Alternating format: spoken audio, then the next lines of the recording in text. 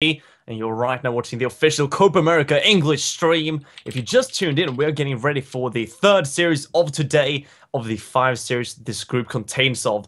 It is going to be the losers match, which is going to be between OdinisBack and Smile. And, well, Tenchi, we saw TVT just now, but this time we're going to see a ZVT come out. Yeah, first map was, or first series rather, was Zerg versus Zerg. Like you say, second TVT, we had the first mirrors, and they are done. So here, losers match. OdinisBack versus Smile, Zerg versus Terran, and they're going to be kicking it off here. Game number 1 on Echo. Echo, the map with the hidden Easter egg. Yeah, I before we go into this, because I want to hear your thoughts on this map, we just, of course, have to introduce our players first. It's sort of become it is a caster tradition that I think that we should definitely adhere to. I think it would be I think it would be very bad if we would stop introducing players overall just for these casts. It would look very terrible. Just like casters assuming everyone, well, they can read. Yeah, exactly. That being said, ladies and gentlemen, let's have our first play in the bottom right-hand corner. It is going to be the Mind Sanity Academy player known as Smile.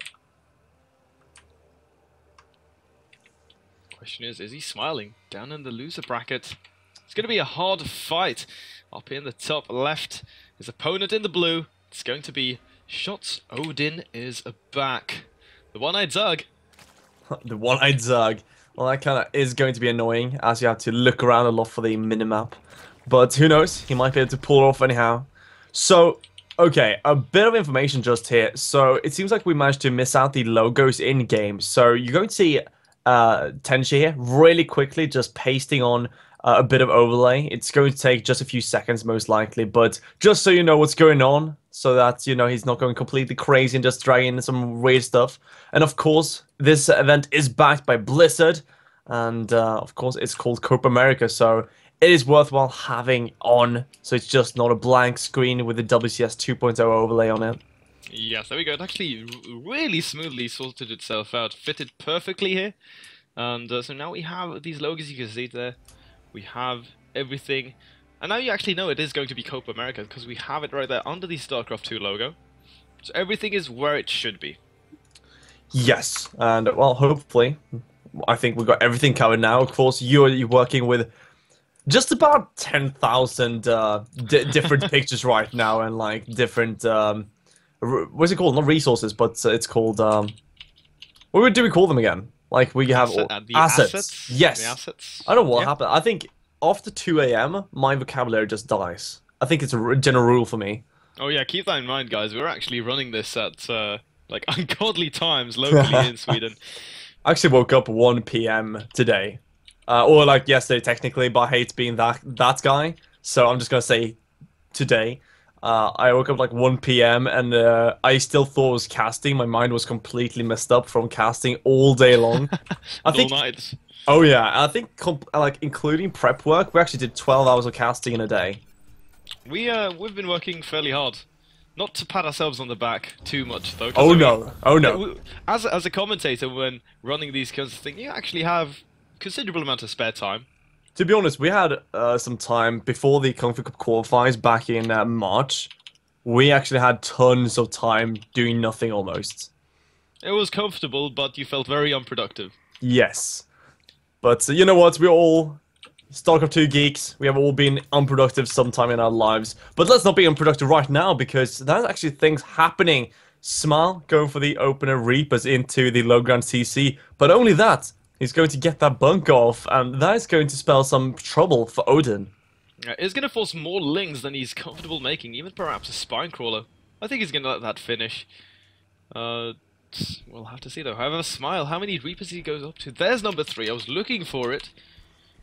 And goes into that command center here on the low ground. Already mentioned by my co-caster. And then into the factory. So going to be a Hellion follow-up to go with this. Hellion Reaper, of course, very strong when attacking into third base for the Zerg. Oh, needs to be careful with this. Reaper does go down. And that's actually a fairly important pick-off here, because that's significantly going to reduce the stress or the damage pressure that Odin is going to be under. Right now we see the spine crawler being placed, and it is actually taking damage. You can actually place a Spine Crawler at all times so that it does hit the bunker, but being out of range of the normal marine range. He's not gonna pull this back, he's just gonna go. Repairs, going down, there we go. Realizing, of course, that he can back up, and he does. Instead, the hatchery is gonna be forced to tank here for a second, but that's not gonna be too much of an issue. Should actually salvage this bunker when it starts getting a bit lower. Yeah, there we go. By the way, here you see the sweet spot for a second. You can see how he couldn't reach the Spine Crawler, and that's the sweet spot. I know there was actually a very kind of not actually famous. It was a very kind of underground video almost, but it was by Jack Attack, which was about the sweet spots with the Spine Crawlers, and you can always see like you have to be diagonal to the bunker most times to find that absolute sweet spot. But of course, Odin, pretty good player, so he's going to find it right away. Which actually, although after a few attempts, but he's going to find it. I mean, the thing is, it's much more difficult than you'd think, because you don't actually have a grid in front of you. No, like you'll at some points you'll actually see Zerg sort of dance back and forth in and out of range, so the spine will end up suffering a bit of that extra damage. And I mean, that of course can be very scary if you have a strong follow-up from the Terran looking to power down your front door. However though, I like this reaction from Odin. Right away, as that bunker was starting to go down there, he dropped that Roach Warren, and he's already got a handful of roaches out here. This is a pretty big amount. We're already 7 and 5 more in production. That's going to be 13. That's more than you just defended with. So a light poke is the least we should be expecting here from Odin. Now, does he keep on making more and more? That should kind of signal for a big push that we saw, for instance, Eric do.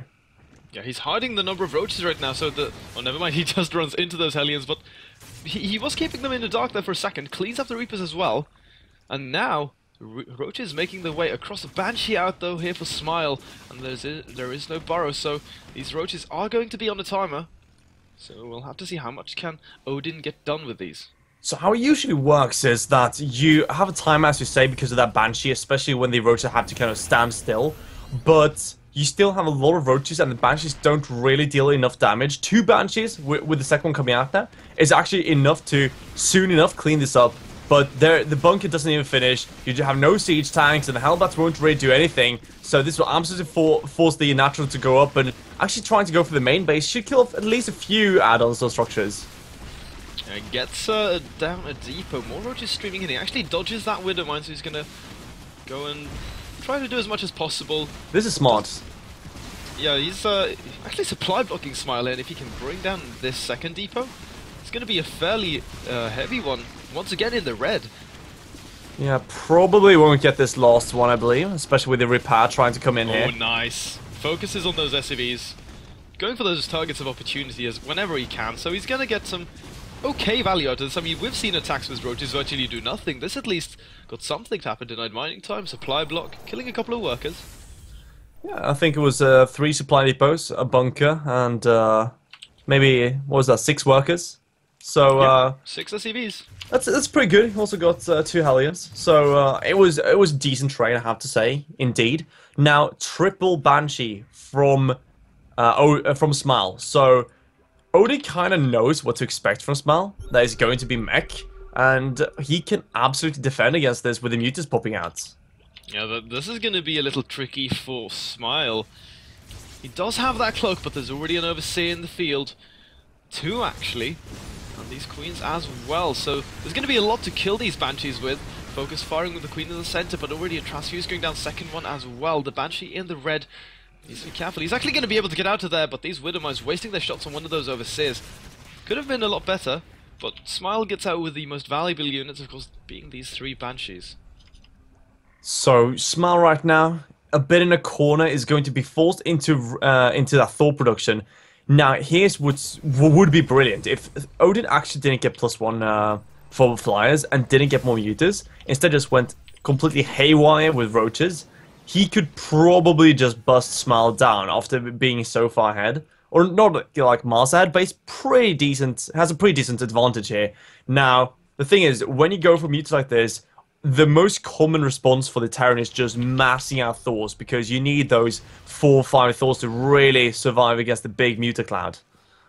A nice splitting here, by the way, from Smile with these Banshees. So he's going to try to find an angle, maybe pick off a drone or two. He's in detection range, so the Queen will be able to knock that down. He overstays his welcome. But nonetheless, how many Mutas did he actually go up for here? Odin, that is. Well, he went up to 11, so it's a Okay, decent number. Yeah, like, not too heavy, not overcommitting. No, it's pretty okay. Has to watch out with the links, though. Whoa, whoa, that was a big hit from those Thors. Bringing many of those Mutas into the yellow and the red. And the Banshee's actually getting 8 more drone kills altogether. And he's even going to find this 4th hatchery. Yeah, that's a pretty big deal. So now he knows exactly what the plan is, kind of Odin. If he actually did scout around, I think he did. So baiting speed and missile attacks for Mutas. Now, the question is that, does he really know he's facing mech? Because he saw all those Banshees, he saw all these Thors. But he's going to 1-1 for Lings and Banelings. He's going into just about everything. Now he's getting Roach Speed and Burrow. So it looks like he just wants to set up for the super late game and kind of let Smile, just set up those 4 bases. Now this Overlord, I want to point out, he did see the amount of mech units at the front. So I think he realizes it is going to be mech. But yeah, he's Odin sort of waiting, playing it a little passively. Smile, though, with a very late 3rd base, I want to say. This is going to come into play a little bit here, guys, because, you see, meching Terran on 6 gases, sure, you'll be able to operate a couple of factories, but you won't be able to kick into that massive 5-factory production on only these 6 gas guys. You really want to be going up to 8 or 10. That's like the golden number for a mech Terran. So Odin was kind of in the dark, it seems, about what he was facing, because he saw the extra factories, but he did cancel the melee. So I guess he was kind of afraid of some bio, or that he maybe thought he could try to go into really quick ultras. One of those two is what we can think that he was having in mind. But the problem here is that now he has to cancel those two, go into delayed roach upgrades. But, of course, with a quick hive, it should be a-okay for him. And, of course, already maxed out, can start pressuring that 3rd. What are your thoughts on, if you would have just let that melee and carapace finish, or rather the melee upgrade finish, and he just adds a 3rd evolution chamber, starts going for the upgrades for his roaches and hydralisks, but then slowly heads towards heading in the ultralisk department, by I'm not a big fan of that. Because there's, what you're talking about is actually something we used to see a lot from, really good players. When they saw mech, they would set up the perfect late game.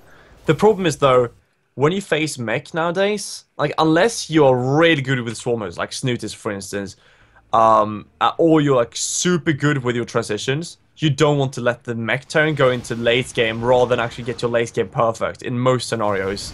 So I think it's better to go for these kind of mid-range attacks that can hit very strong than to actually just set everything up perfectly and let the Terran go up to 4 bases and just get all those missile turrets, all those tanks, and actually just max out with a bank even. So it's kind of, you kind of want to emphasize to hit the Terran before he has his maximum potential with the mech army, where he reaches that 200 and starts building bank, I guess? Well, that's my preferred style, and I think that most people that are really, really good against mech do that. I mean, Life plays like that, so... Yeah, Life likes to go for these kind of mid-range attacks, and we saw, for instance, Jaedong shut down really easy, Sup as well, did that really well, but, well, question is how Odin now decides to shut this down, because he has his kind of mid-range army, but he has no way to attack, because this is one of those maps where the 3rd base is really hard to harass into, and with this kind of lower number of meters, you're really not going to deal any significant damage with them. Well, I mean, as you say that, it's kind of funny, because he's going to bring down these gas guys, and of course that's going to slow down the production considerably here of Smile, actually. The gas being the #1 factor or resource that you want to be focusing on. The Mutalisks, though, taking a bit of damage from these vitals. Oh, sorry, yeah. The fact of being a nuisance more than anything. Yeah, it's not too big of a deal, but, well, just as I say that, he kills 15 SCVs, so ended up getting some okay value out of these mutas at the end of the day. Yeah, problem could have been though. a lot worse. Yeah, I think right now he wanted to kind of clear up his supply, and Yeah, he didn't exactly. need the mutas, so it's okay. I mean, he killed off a refinery, so it's pretty good. Right now, Smile not really needing the minerals all too much. It's more about the gas that he talked about. That being said, though, the Remax is going to be off of Vipers, so here comes the kind of tier 2.5 attack, which is going to be Viper Roach, with, I think, without any Hydras. Yeah, there are no Hydras here. But, of course, the follow-up will be with those Broodlords. And we saw Broodlords being quite effective against mech before. Yeah, I actually like it though that Odin decides to grab the preemptive upgrades for these Hydralisks in case he's going to be looking to make a transition. For instance, if Odin manages to establish this fourth base that we actually see now is already landed, and you know maybe we see a big air transition from this turn. Then of course having those Hydra upgrades ready is going to be a great tool to help him with taking these engagements. But he's right now though moving across the map here. It's a good number of roaches. But you need to be very careful because you cannot walk into a line of tanks with this kind of army. No, you really couldn't. Now, of course, the Hydras do die quicker than the Roaches, so having pure Roach technically should survive longer, but then again, you don't really have the range, so these Roaches are going to have to stack onto those tanks, and it's all about having the perfect, like, hooks or absolute perfect blinding clouds in this case. He was trying to hunt those Vipers down for a second. Actually getting off half a volley, not killing them. But a little tense here, but here we go. Odin sort of dancing around with these roaches, but he's actually eating a lot of fire from these siege tanks, and Smile, massive concave with siege tanks running into planetary fortress. He's going to be able to bring that down, but all of these roaches will fall, and even though Odin with a good bank. Wow. Okay, so he's just going to transition, he's going to go back to the Mutalisks again, and, well, he's got +3 on the way, double Spire, even. Well, I'm not a big fan of this, if anything. I mean, he doesn't have adrenal glands, he doesn't have any melee upgrades whatsoever, only Carapace +2, so those links will be evaporated against just about anything, and the Mutalisks right now, sure, they are pretty good, but against this amount of Thors, no way. Thors with +2 attack. Yeah, even with the armor. Yeah, like, they can actually go for the single target attack and kill all those Mutalisks really, really quickly. And here we go, the engagement, the links wrapping around, like you said, unupgraded. Good abductors do go down, pulling these Thors forward into some of the spine crawlers, but the Mutalisks are still fairly stacked up, and nice blinding clouds go down here, making some of these Thors actually not participate in the battle. More great blinding clouds, and actually, Odin pushing his opponent back, and now he's starting to magic box a little bit. Single Thor remains, but he's going to be able to clean up this ground army with the help of these mutas. So even though it was an expensive trade here for our Zerg, Smile, he's going to have a much harder time remaxing on this. Right now, though, that was a lot of mutas going down as well. So Odin right now, it's going to take some time for him to really get that gas count up again. He didn't actually set up the extractors for his 5th base, which is a really big issue by now. Now, here's the thing. Sure, he managed to clean everything up, but Smile's on 4 bases. So that's 8 gases. He's producing a lot of Thors right now. It's all about the mutas dealing damage right now that's important, because now he has an opening. Yeah, but can he emphasize on it? I mean, he's bringing down these turrets, doing a little bit of damage, picking off tanks here, which is great. Expensive to replace. But he is still sort of staggering, stuck on these 8 gas geysers. Big deal, though. That can definitely come and bite Smile in the rear later. He did not kill that hatchery, which means that Smile can still operate off of these 8 gas geysers and that additional mineral income. And now we just see him transition right back into those roaches. Yeah, already going to the 25th minute mark here. And, well, Odin decides to go for the 3-3 with the roaches, but he's just constantly making pure roach, and it seems like he doesn't want to go into Swarm Host. He might actually be able to get this +3 attack in the armory. Oh. No, he's focusing the wrong armory. Yeah, this is bad, but the other one is on fire, so he's going to be able to actually bring that down if he focus fires, but no, he gets right on top of these Thors instead. I think he's actually misprioritizing a little bit, even though he's going to be able to clean this up. That +3 attack upgrade is gives the mech army much more longevity? Yes, thank you. You know, 3M. Tripping on words there, man. It's alright, it's alright. So all these meters will go down, and the armory survives. +3 on the way now, well, being the +3 plating. But at the same time, though, Odin is going to jump in here with a few roaches. killing off a lot of siege tanks, and Smile having a hard time remaxing. Odin just constantly making waves and waves of these kind of tier 2 units. And dealing some significant damage, I have to say. Now he's going to focus down these supply depots and empty out the third base of Smile. Has to evacuate. And behind this, Odin is just expanding all over the map. He's got a 7th base to set up here. Going to take down these gas geysers as well. So once this base, if it manages to be re-established, is once again just going to make sure to slow down his opponent's infrastructure. So this kind of style just relies on crazy trading. Like, these are the trades that if you go in with one of these waves, like we saw the first roach wave, and don't deal any damage, that is supposed to be game-ending damage done from your opponent. Like, if you go in with a wave of roaches by like 40 roaches, and you just lose all of them to nothing, that should just lose you the game almost. But he's doing these really crazy swing-ins with like lots of mutas, lots of roaches, even had some links before.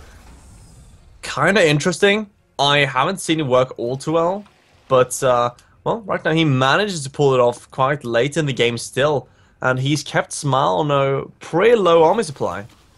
Yeah, he's going to hit this gas, or rather just hit the entire base, going to be able to break down this planetary very quickly. And the army is not in position here for Smile to react. Even a couple of SCVs will end up falling. Even though a direct engagement with the army with those tank siege is a little scary, Odin, with a superior bank and superior economy, is just going to continue trading, and he's even breaking into the third, doing more economical damage once again. Yeah, I'm really liking this, and well, he's starting to kill off some SCVs, forcing Smile to build more, and now Smile doesn't really mind too much.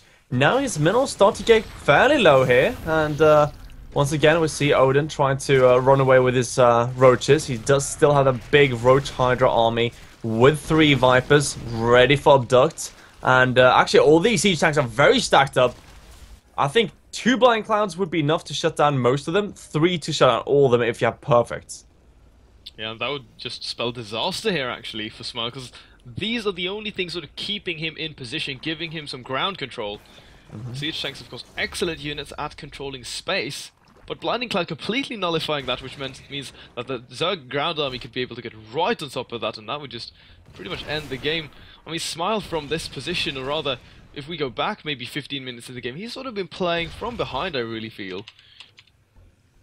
But right now he's getting some time to breathe out just before Odin strikes. Then here we go, once again going in, a lot of missed turrets, a lot of targets, a lot of things here that could be killing off Vipers. So Odin is a bit scared with him, but he's going to move forward right now. Wow, those blind clouds though, that's a lot of Vikings. And there we go, 1, 2, 3 already. Excellent Blinding Clouds number 4 as well. He's be careful to not move into his own, manages to snag a Thor there. But this is the thing that we saw again. Or rather, the other day, we had some excellent bio-kiting from Startail's hack under Blinding Clouds, forcing the Zerg to pull his own army into those clouds, and then the entire scenario gets completely reversed. We see the Terran army getting free shots off.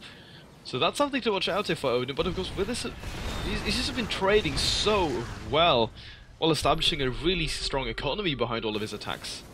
Right now at the same time, Odin attacking for the left-hand side, but that's not enough units. And now he's starting to take some pretty bad engagements, but he's remaxing with ultras, and we all know 3/3 ultras with chitinous plating can actually attack into a very big amount of siege tanks. The only thing they're really bad against is when you come off of creep against split tanks, and someone who can kite with Thors. Or maybe even if you have a bit of an ass army with the Ravens and the Banshees mostly, it can be very difficult. But when you have this kind of setup, when it's mostly just Thor and siege tanks, they're actually really good, especially if you stack up your siege tanks like this. The cleave damage is just way too much. Yeah, Odin though, I want to say, even now with this transition, it's a very expensive one, so if he doesn't end up doing some fairly heavy damage, might still be under a little bit of pressure. Nonetheless though, this war of attrition we see from our Zerg has just really taken the toll here on Smile. I mean, he's stayed on 4 bases, he's lost control of his third multiple times, and the planetary at the 4th did go down, so he had to re-establish that. Even though he's sort of staying alive, he's not pushing any ground. This is sort of just like very brutal, slow death right now for our Terran. So Odin tries to poke in with a few roaches to the right-hand side to see if he can kill off a few workers, which he actually will be able to, and focusing down those gas guys, which is a bit of a nuisance. But in the left-hand side, here's the big engagement with those Vipers being targeted down. The Ultras are still dealing way too much damage. Great Blind Cloud as well. And those Ultras, wow, look at that damage, the survivability. Just shredding this mech army. Tearing it apart. Not a lot left of a Smile, plummeting below that 100 supply mark, and even though a couple of these Ultras will end up falling, very good tank spread here for Smile, it's not going to be enough, even as only a single Ultralisk remains. Well, he actually holds on for now, but still he lost 25 more workers, he's down to 20 SCVs, forced to abandon this fourth base, which was pretty much the only base giving him an economy, and constantly behind this, these Roaches have been doing a lot of damage to the SCVs in the third base. He's on 50 supply, just sort of drawing out this death. And, well, we'll have to find a solution to swing things back into the second game. Every single armor was used down links just to get the quick kill. And, well, now we can close out the first game. Going to